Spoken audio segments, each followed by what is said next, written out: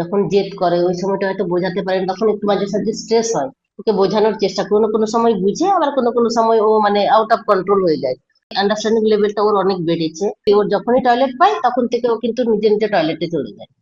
জলের গ্লাস নিল, নিজে নিজে জল গ্লাসে ঢেলে নিয়ে সেই জিনিসটা ও খেয়ে নিল, মানে অনেক কিছুই ও প্রবলেম সলভ, অনেক কিছুই করতে পারছে আর কি। স্পিচ ডিলে বা বিহেভিয়ার ইস্যুর জন্য অনেক প্রফেশনাল দেখিয়েছেন, হাজার হাজার টাকা খরচ করেছেন, কিন্তু কেউ কি শিখিয়েছে বাচ্চার মনের ভেতরে ঢুকবেন কিভাবে?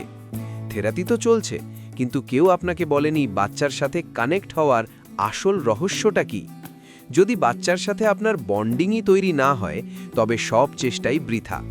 বাচ্চার জগতে প্রবেশ করার সেই গোপন উপায় আর সঠিক নলেজ দিতেই আজকের এই আলোচনা।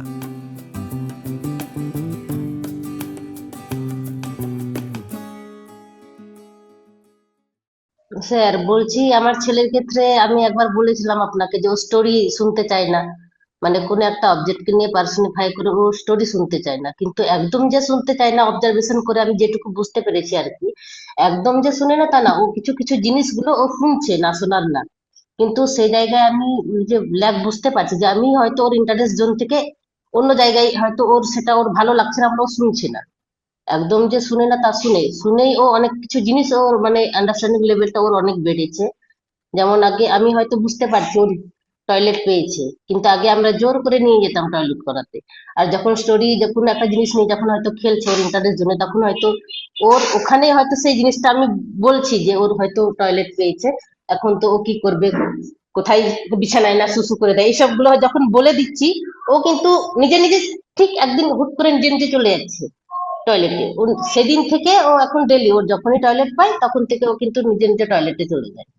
তারপর সেই যে জল খাওয়ার ব্যাপারটা, আমি ওকে হাতে হয়তো জল দিচ্ছি না, কিন্তু কোনো একটা জিনিস নিয়ে হয়তো খেলছে, আমি দেখছি অনেকক্ষণ ধরে ও কিন্তু খেলছে, জল খায়নি, কিন্তু ওই জিনিসটাকেই হয়তো ওর সেই অবজেক্টের মধ্যে সেই জিনিসটাকে হয়তো দু এক কথার হয়তো কোনো একটা বললাম, কিন্তু সেই জিনিসটাকে ও নিয়ে দিচ্ছে, হ্যাঁ ও চলে গেল ঠিক।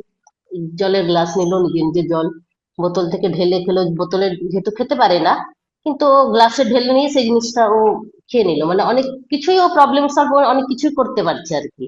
তো সেই জায়গায় আমি করতে পারছিলাম না, মানে অ্যাসোসিয়েট আমি করতে পারছিলাম না অবজেক্টের সাথে।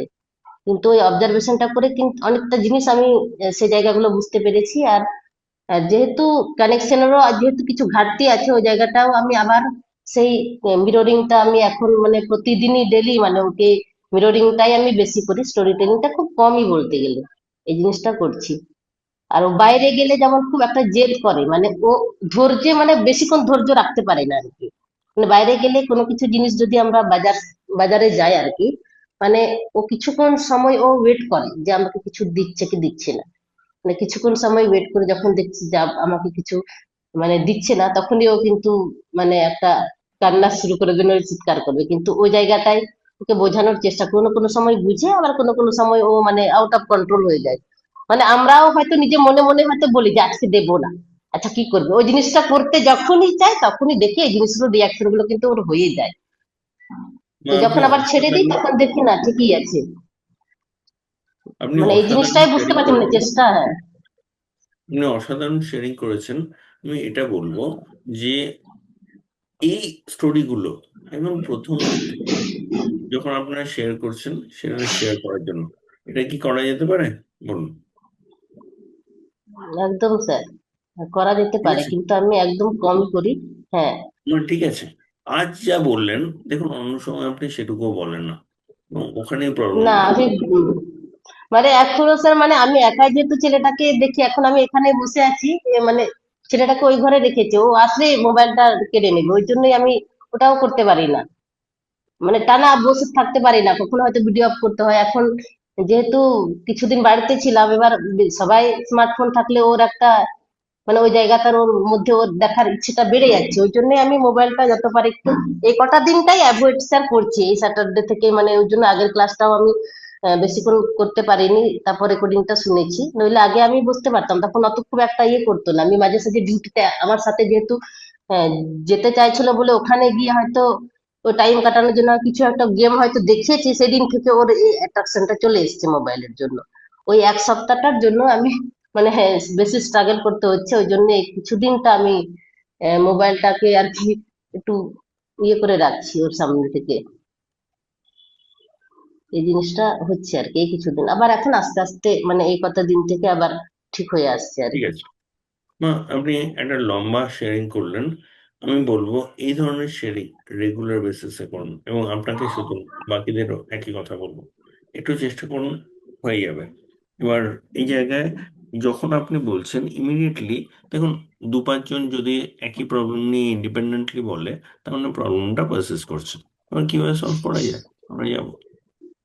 যখন জেদ করে ওই সময়টা হয়তো বোঝাতে পারেন, তখন একটু মাঝে সাঝে স্ট্রেস হয়।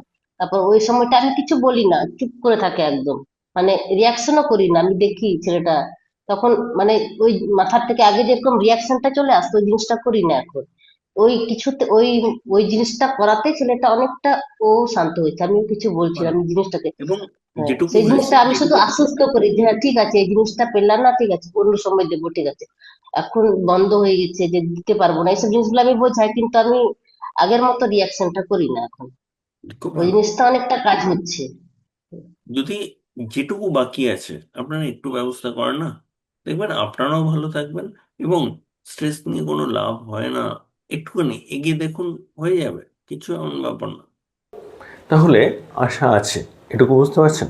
এবং আপনার বাচ্চার কোথায় সে দাঁড়িয়ে আছে যদি আপনি বুঝতে পারেন, না যে কোনো অ্যাসেসমেন্টের কথা বলছি না, ওকে সলিউশন দিতে গেলে যা যা বুঝতে হবে সেটার সাপেক্ষে বলছি। যদি সেটা বোঝা যায়, সেখানে কিন্তু সলিউশন দেওয়া যাবে।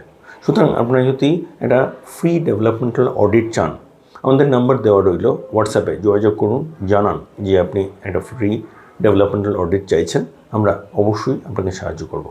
এবং যদি আপনি আমাদের সাথে কাজ করতে চান, যদি পুরোটা কীভাবে হচ্ছে বুঝতে চান, আমাদের সেখানেও যোগাযোগ করুন, আমরা অবশ্যই আপনাকে জানাবো। নিচে ডেসক্রিপশনে ডিটেলস দেওয়া রইল, আমাদের স্ক্রিনেও ডিটেলস দেখতে পাচ্ছেন। আমরা আছি আপনার সাথে। নমস্কার।